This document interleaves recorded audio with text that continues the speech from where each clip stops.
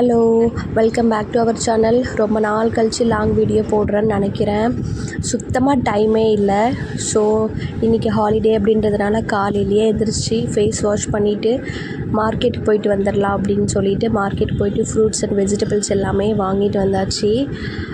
So இந்த week ஃபுல்லாகவே அதிகமாக க்ரீனரிஸ் லைக் இந்த கருவேப்பிலை தொக்கு, அதுக்கப்புறமா கீரை இது மாதிரி சாப்பிட்லாம் அப்படின்ற ஒரு பிளானில் தான் இருக்குது. பட் எந்தளவுக்கு ஒர்க் அவுட் ஆகும் அப்படின்னு தெரியல. எவ்வளோ சீக்கிரம் போனாலும் மார்க்கெட் ஒரே கூட்டமாக தான் இருக்குது. அது ஹாலிடேவாக இருந்தாலும் சரி, வீக்லி டேஸாக இருந்தாலும் சரி. அதுக்கப்புறமா வீட்டுக்கு வந்துட்டு எல்லா ட்ரேஸும் வாஷ் பண்ணி வச்சுட்டு தான் போயிருந்தேன். ட்ரையாக இருந்துச்சு. ஸோ அரேஞ்ச் பண்ணுறதுக்கு கொஞ்சம் ஈஸியாக இருந்துச்சு.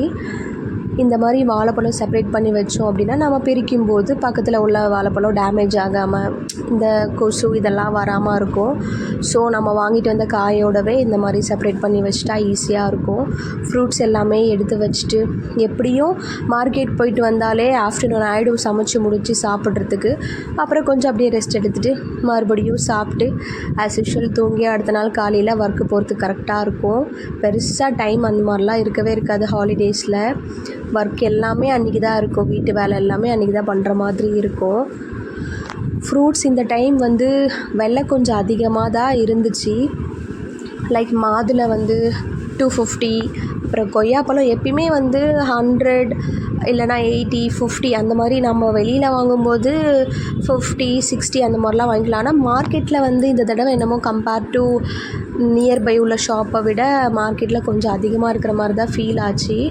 தக்காளி எல்லா இடத்துலையுமே ரேட் கம்மியாக இருக்குது. பட் மார்க்கெட்டில் ரேட் அதிகமாக இருக்குது. கேட்டதுக்கு அது வேறு இது வேறு அப்படின்ற மாதிரி தான் சொல்கிறாங்க. சரி எதுக்கு அப்படின்னு சொல்லிட்டு கொஞ்சமாக வாங்கிட்டு வந்தாச்சு. அப்புறம் இந்த வெள்ளரிக்காய் நானும் போகும்போதெல்லாம் நிறையா வாங்கிட்டு வரேன். பட் 2 days தான். அதுக்கப்புறமா சுத்தமாக நல்லா இருக்கிறதில்ல.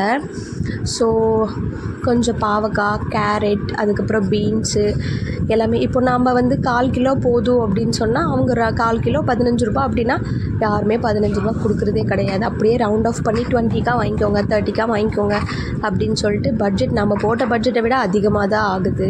எல்லா டைமும் இப்படி தான் ஆகுது. எவ்ரி வீக் எவ்ரி சண்டே அப்படி இல்லைன்னா சாட்டர்டே கொஞ்சம் மார்னிங்கே சீக்கிரமாக எழுந்திரிச்சி மார்க்கெட் போயிட்டு எல்லாமே ஃப்ரெஷ்ஷாக வாங்கிட்டு வந்துடுவோம்.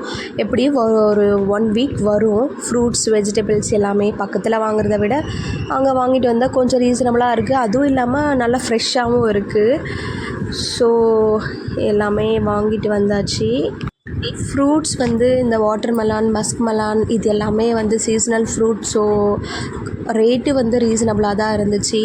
கேஜ் 15 rupees, 12 rupees, பழத்துக்கு ஏற்ற மாதிரி கொஞ்சம் சின்னதாக இருந்துச்சா 12 ரூபா. அதுக்கப்புறம் கொஞ்சம் பெருசாக இருந்தால் 15, 20 அந்த மாதிரி இருந்துச்சு. மஸ்க் மெலான் அது 15 rupees தான். ஹோல்சேலில் நம்ம ஒரு 5 kg 10 kg அந்த மாதிரி எடுத்தால் கொஞ்சம் ரீசனபிளாக கிடைக்கும். ரீட்டெயில் கொஞ்சம் அதிகமாக தான் இருக்கும். ஸோ நாங்கள் பக்கத்து வீடு நாங்களும் ஷேர் பண்ணி தான் அந்த மாதிரி வாங்கியிருந்தோம்.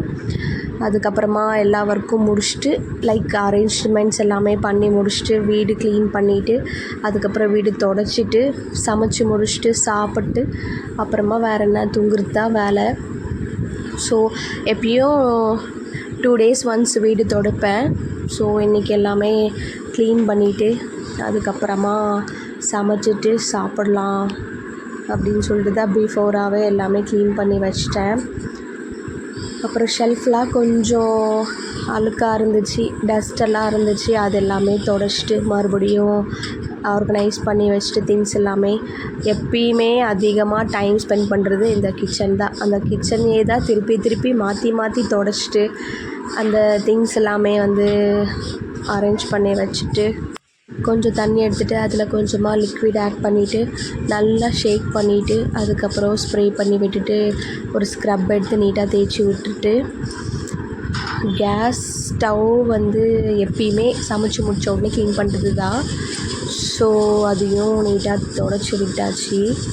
என்னதான் கேஸ் ஸ்டவ் க்ளீன் பண்ணாலும் ஒரு பால் காய்ச்சினா கூட மறுபடியும் அது தொடச்சி மறுபடியும் தண்ணி ஊற்றி க்ளீன் பண்ண வேண்டியதாக தான் இருக்குது. ஸோ அது க்ளீன் பண்ணி முடிச்சுட்டு இப்போ மாங்காய் சீசன். மாங்காய் ஊறுகாய் போடுறது என்னமோ ஈஸி தான். பட் அந்த மாங்காவை ஃபுல்லாக காலி பண்ணவே மாட்டோம். ஆசைக்கு கொஞ்சமாக சாப்பிட்டு ஊறுகாய் அது அப்படியே வீணாக போயிடும். ஸோ இந்த டைம் மாங்காய் ஊர்லேருந்து கொண்டு வந்திருந்தேன். அது வந்து கொஞ்சம் ஒரு 6 மாங்காயில் 2 மாங்காய் மட்டும் ஊறுகாய் போட்டு மீதி 4 மாங்காய் அப்படியே கொஞ்சம் சட்னி அதுக்கப்புறமா வந்து அப்படியே உப்பு போட்டு சாப்பிட்டாச்சு. இந்த வெயிலுக்கு என்னதான் ஜூஸ் போட்டு குடித்தாலும் அதுக்கப்புறமா ஃப்ரூட்ஸ் எடுத்துக்கிட்டாலும் வெளியில் போகும்போது இந்த லிக்விட் ஐட்டம்ஸ் லைக் கரும்பு ஜூஸு அதுக்கப்புறம் மஸ்க்மெலன் ஜூஸ் இது என்ன குடித்தாலுமே ஒரு 5 நிமிஷம் வெளியில் போயிட்டு வந்தால் அந்த சூரியன் நம்மளுடைய எனர்ஜி மொத்தமாக உறிஞ்சிடுது. வீட்டுக்கு வந்தால் போகும்போது எப்படி டயர்டாக இருந்துச்சோ வரும்போது அதே மாதிரி தான் இருக்குது.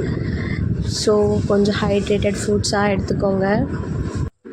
இந்த வீக் வந்து கருவேப்பிலை பொடி பண்ணலாம் அப்படின்னு ஒரு ஐடியாவில் தான் இருக்கேன். கருவேப்பிலை வாங்கிட்டு வந்து ட்ரை பண்ணி வச்சாச்சு. ஸோ அது பண்ண தான் நேரம் இல்லாமல் இருக்குது. நான் ஆல்ரெடி யூஸ் பண்ணிட்டு தான் இருக்கேன். நம்ம இட்லி பொடி அதுக்கு பதிலாக இட்லியில் தோசையில் எல்லாத்துலேயுமே வந்து ஸ்ப்ரெட் பண்ணி சாப்பிட்டுக்கலாம். கருவேப்பிலை போட்டால் கண்டிப்பாக நம்ம சாப்பிட மாட்டோம். இந்த மாதிரி செஞ்சு சாப்பிடும்போது ஈஸியாக சாப்பிட்ருவோம். இப்போ அடிக்கிற வெயிலுக்கு இந்த சம்மருக்கு வந்து பாடி ஹைட்ரேட்டடாக வச்சுக்கணும் நம்ம நினைப்போம். பட் ட்ரை பண்ணுவோம்.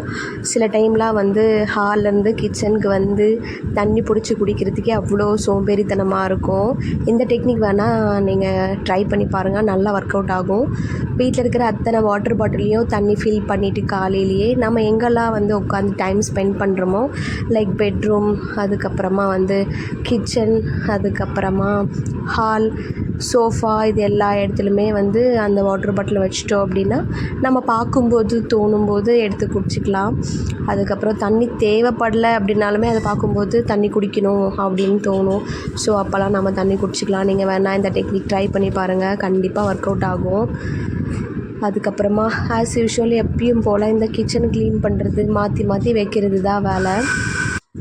செராமிக் பவுல்ஸில் இருக்கிற பெரிய மைனஸ் என்ன அப்படின்னா சில பவுல்ஸ் வந்து மேட் ஃபினிஷ் மாதிரி வந்திருக்கும். அந்த மாதிரி பவுல்ஸில் நீங்கள் என்ன போட்டாலும் அது அப்படியே கார மாதிரி பிடிச்சிரும். அது எவ்வளோ வாஷ் பண்ணாலும் போகவே போகாது. தெரியாமல் ஏதாவது ஊற வச்சிட்டோம் அப்படின்னா அவ்வளோதான் முடிஞ்சிச்சு. சாம்பாருக்கு ஊற்றி ஒரு 5 to 10 minutes வச்சாலுமே அந்த கரை அப்படியே இருக்கும். அது கலர் பார்க்கவே நல்லா இருக்காது. பெருசாக இந்த பிளாக் கலர் இதிலெல்லாம் வந்து பிடிக்கல.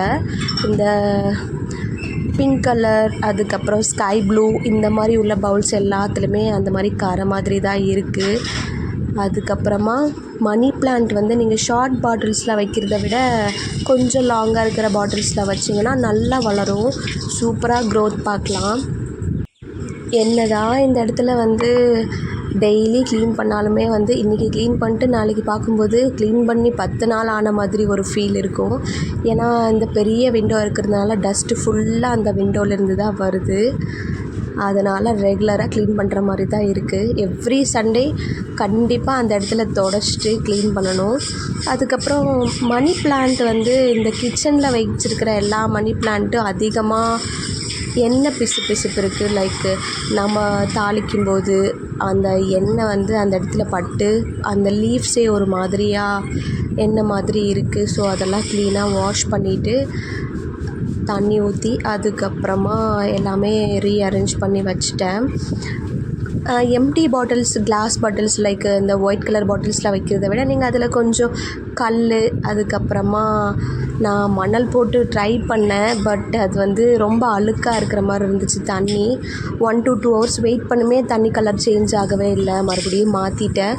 ஸோ இந்த மாதிரி ஸ்டோன் மட்டும் வச்சா கூட பார்க்க அழகாக இருக்கும். மணி பிளான்ட் நார்மலாகவே ஒரு கிளாஸ் பாட்டில்ஸில் தண்ணி ஊற்றி வைக்கலாம். பட் ஸ்டோன் போடும்போது கொஞ்சம் அட்ராக்டிவாக இருக்கும். அதே மாதிரி இதில் உள்ள டஸ்ட்டு மைக்ரோப்ஸ் எல்லாமே வந்து அந்த ஸ்டோன் கீழே போயிடும். தண்ணி நல்லா விசிபிளாக கிளியராக இருக்கும். பார்க்குறதுக்கு அழகாக இருக்கும். மற்றபடி அப்படியே வைக்கும்போது அந்த டஸ்ட் எல்லாமே மேலே தெரியுன்றதுனால இந்த ஐடியா ஃபாலோ பண்ணுறேன். நெக்ஸ்ட்டு வந்து கிச்சன்லேயும் நிறைய மணி பிளான்ட் இருக்கும். வீட்டு வாசல்லையும் அதிகமாக இருக்கும். இதுக்கு பெருசாக வெயில் தேவைப்படாது. பட் கிச்சனில் வளர்கிற அளவுக்கு வீட்டு வாசலில் வந்து வளரல. அது என்னன்னெலாம் எனக்கு தெரியல.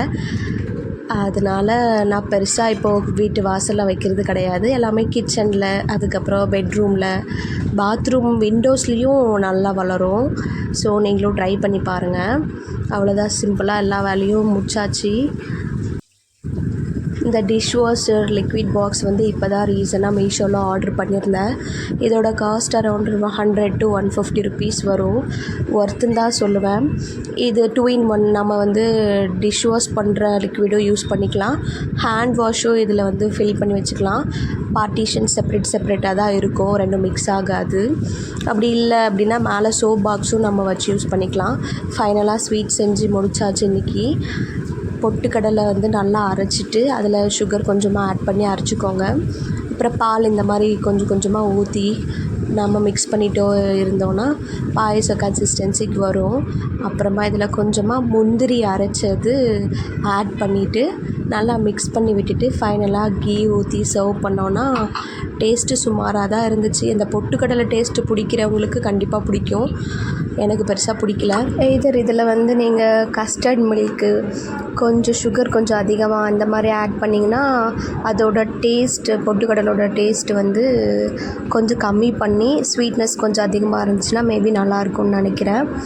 இது வந்து சில ஃபங்க்ஷன்ஸ்க்கெலாம் வந்து செய்வாங்க சாமிக்கு பிரசாதமாக. ஸோ சிம்பிளாக வீட்டில் கூட செஞ்சு